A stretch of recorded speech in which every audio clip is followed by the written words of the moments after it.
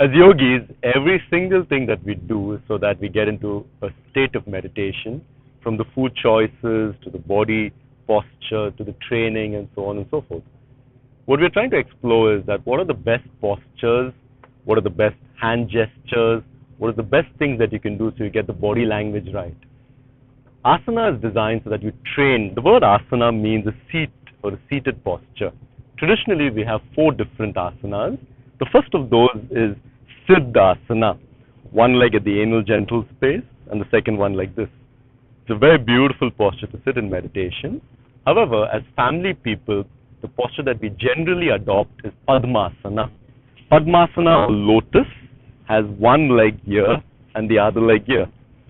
Please remember, a lot of these postures were designed by young or yogis who were dedicating their life for yoga and meditation. Today, if you're taking to yoga in your 30s, 40s, or if you're an avid runner or a trainer where the knees are already jolted, this may not suit you.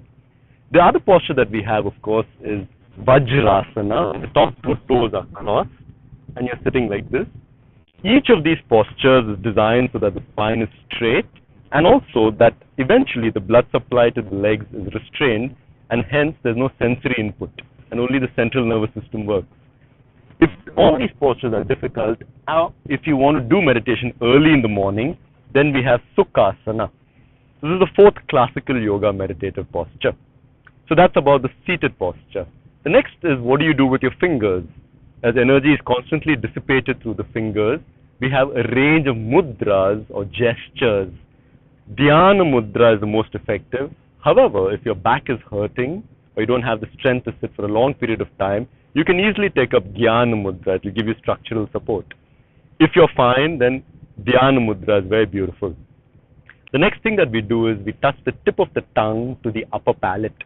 So when I touch the tip of the tongue up, we call it Kechri mudra in yoga. Immediately it gets me into the zone or I'm more silent. And the last thing is what do I do with my eyes? I bring my eyes here. We call that a Shambhavi mudra. And that then becomes a screen for me to watch. So even though I'm sitting in meditation, my eyes don't move. It's really beautiful just now because even with my eyes closed, I can see the light of the sun right there. It's a beautiful experience to be sitting in meditation at sunset. We call that a Sandhya Kala in the yoga tradition.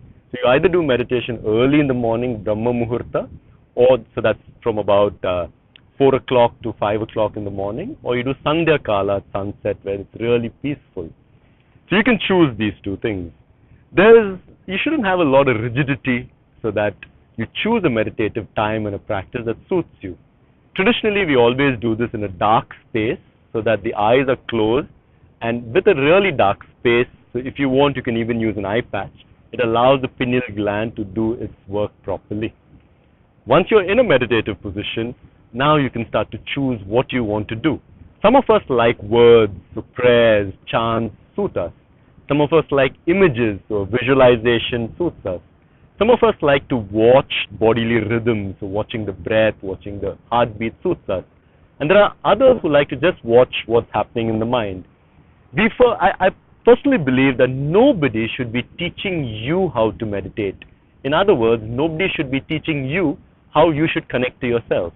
This is something, if you put a little bit of effort, you can figure it out yourself.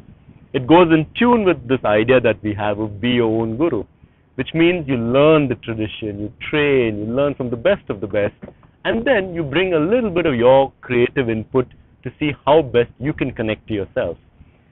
If any of these postures don't suit you, you can sit on a chair also straight.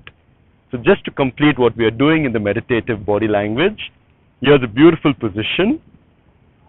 Hands, tongue, eyes. Personally, I like counting or watching breath, so that's what I'm going to do. And don't let anybody ever tell you that meditation is difficult. It's the most natural, beautiful thing to do.